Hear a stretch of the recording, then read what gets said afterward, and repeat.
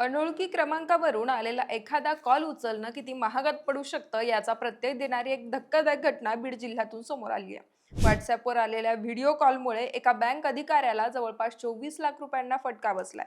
सूर्यकांत निवृत्तीराव मुंडे असं या घटनेत आर्थिक फसवणूक झालेल्या अधिकाऱ्याचं नाव असून ते परळीतील रहिवासी आहेत. मनी लॉन्ड्रिंग आणि अंमली पदार्थ तस्करीच्या गुन्ह्यात अडकवण्याची भीती दाखवून सायबर भामट्यांनी त्यांना डिजिटल अरेस्ट केलं होतं. त्याचा परिणाम 5 मार्च ते 18 मार्चच्या कालावधीत टप्प्याटप्प्यानं सूर्यकांत मुंडे यांच्याकडून मोठी रक्कम ट्रान्सफर करून घेण्यात आली. सायबर गुन्हेगारांनी मुंडे यांच्याकडे आणखी 2.5 लाख रुपयांची मागणी केली होती. पण त्यांच्या मुलीच्या एका कृतीमुळे आपली मोठी फसवणूक होत असल्याचं त्यांच्या लक्षात आलं. दरम्यान या प्रकरणी 22 मार्चच्या रात्री उशिरा बीड सायबर पोलीस ठाण्यात तक्रार दाखल करण्यात आली असून पोलिसांनी आता या प्रकरणाचा तपास सुरू केलाय.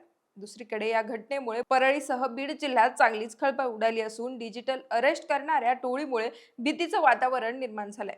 पण सूर्यकांत मुंडे यांच्याबरोबर हा सगळा प्रकार नेमका कसा घडला आणि त्यांच्या मुलीमुळे फसवणुकीचं हे प्रकरण कसं उघडकीस आलं त्याची स्टोरी सांगणारा हा व्हिडिओ आहे. नमस्कार, मी पूजा आणि आपण पाहताय देदनका. मंडळी, 69 वर्षीय सूर्यकांत निवृत्तीराव मुंडे हे परळीतील बजरंग नगर इथले रहिवासी आहेत. ते एक सेवानिवृत्त SBI अधिकारी असून बँकेत कॅशियर म्हणून त्यांनी काम पाहिलंय. त्यांच्या सोबत घडलेला डिजिटल अरेस्टचा प्रकार असा आहे की पहिल्यांदा 4 मार्चला त्यांना एका अनोळखी व्हॉट्सअप क्रमांकावरून कॉल आला. समोरच्या व्यक्तीनं बँकेतून बोलत असल्याचं म्हणत तुम्ही क्रेडिट कार्डवर लोन घेतल्याचं मुंडे यांना सांगितलं आणि कॉल कट झाला. त्यानंतर थोड्याच वेळानं मुंडेंच्या व्हॉट्सअपवर व्हिडिओ कॉल आला. यावेळी समोरून बोलणारा व्यक्ती हा पोलिसांच्या गणवेशात होता. त्यानं स्वतःला आपण एक पोलीस अधिकारी असल्याचं मुंडेंना सांगितलं. तसंच तुमचं नाव मनी लॉन्ड्रिंग तसंच अंमली पदार्थ तस्करीच्या प्रकरणात आल्याचंही तो सूर्यकांत मुंडेंना म्हणाला. याशिवाय सायबर गुन्हेगारांनी त्यांना एक बनावट नोटीस पाठवून अटकेची भीती दाखवली. त्यामुळे सूर्यकांत मुंडे पूर्णपणे घाबरले आणि याच गोष्टीचा फायदा समोरच्या भामट्यांनी घेतला. त्यांनी डिजिटल अरेस्ट केल्याचा बनाव रचला. चौकशीच्या नावाखाली मुंडेंना सतत संपर्कात ठेवून त्यांच्याकडून वेगवेगळ्या बँक खात्यांमध्ये पैसे ट्रान्सफर करून घेतले. अटकेची भीती आणि मानसिक दबावामुळे मुंडेंनी 5 मार्च ते 18 मार्च या कालावधीत टप्प्याटप्प्यानं लाखो रुपयांची रक्कम सायबर भामट्यांच्या खात्यामध्ये पाठवली. आता ही रक्कम कशी उकळण्यात आली तर 5 मार्चला मालमत्ता चौकशीसाठी जवळपास 5.5 लाख रुपये, 7 मार्चला सोन्याच्या दागिन्यांच्या चौकशीसाठी जवळपास 5 लाख रुपये, 10 मार्चला पेन्शन खात्याच्या चौकशीच्या नावाखाली 1 लाख रुपये, 11 मार्चला भरलेले पैसे परत मिळवण्यासाठी म्हणून 2.5 लाख रुपये, तर 13 ते 18 मार्चच्या दरम्यान RBI चौकशी आणि अटकेची भीती दाखवून वेगवेगळ्या बँक खात्यांवर 9.5 लाख रुपये अशी रक्कम सायबर गुन्हेगारांनी मुंडेंकडून ट्रान्सफर करून घेतली. आता ही सगळी रक्कम होते तब्बल 23,42,888 रुपये. बरं, मनी लॉन्ड्रिंग आणि अंमली पदार्थ तस्करीच्या गुन्ह्यात अडकवण्याची भीती दाखवून आपली मोठी आर्थिक फसवणूक होते हे अजूनही मुंडेंच्या लक्षात येत नव्हतं. पण मुलगी सतर्क निघाल्यानं पुढची फसवणूक टळली आणि हा सगळा डिजिटल अरेस्टचा प्रकार लक्षात आला. तर त्याचं झालं असं की सायबर गुन्हेगारांनी सूर्यकांत मुंडे यांच्याकडे पुन्हा एकदा 2.5 लाखांची मागणी केली. पण आता खात्यातील पैसे संपल्यानं ते आपल्या मुलीकडे पैसे मागायला गेले. मुलीनं याबद्दल विचारणा केली असता सायबर भामट्यांनी पाठवलेली नोटीस मुंडेंनी आपल्या मुलीला दाखवली. मुलीनं ती नोटीस पाहताच ती बनावट असल्याचं ओळखलं आणि इथेच आपली फसवणूक झाल्याचं सूर्यकांत मुंडे यांच्या लक्षात आलं.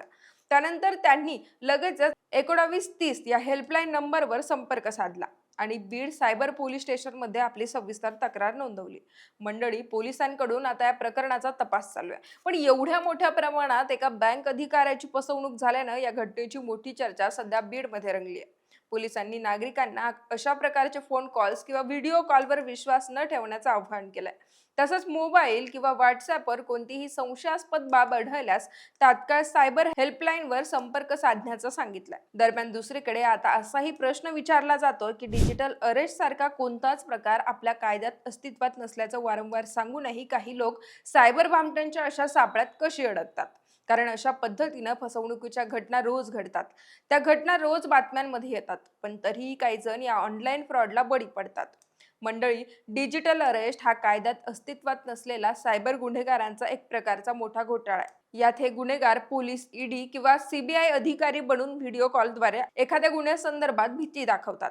पीडित व्यक्तीला घरीच अटकेत ठेवल्याचा भास निर्माण करतात आणि त्यांच्याकडून पैशांची मागणी करतात. त्यासाठी पीडित व्यक्तीला विश्वास यावा म्हणून बनावट पोलीस स्टेशन, बनावट सरकारी कागदपत्र, पोलिसांची वर्दी अशा गोष्टींचा वापर करतात. समोरच्या व्यक्तीला तासनतास किंवा दिवसेंदिवस कॅमेरा समोर राहायला भाग पाडतात. तसंच कुटुंबातील इतर कोणत्याही व्यक्तीला बोलण्यापासून रोखलं जातं. याला एक प्रकारे आपण डिजिटल कोठडी म्हणू शकतो. त्यानंतर अटकेतून सुटका करण्यासाठी किंवा केस बंद करण्यासाठी सुरक्षा ठेवच्या नावाखाली पीडित व्यक्तीला मोठी रक्कम ट्रान्सफर करायला लावतात. पण महत्त्वाची गोष्ट म्हणजे कोणतीही पोलीस किंवा तपास यंत्रणा व्हिडिओ कॉलवर कुणालाच अटक करत नाही. त्यामुळे अशा परिस्थितीत घाबरून न जाता लगेच व्हिडिओ कॉल बंद करा किंवा तात्काळ सायबर पोलिसांना 1930 या हेल्पलाईन क्रमांकावर कॉल करा. याशिवाय बँक तपशील, आधार, पॅन कार्ड अशी आपली कोणतीही गोपनीय माहिती कुणालाही शेअर करू नका.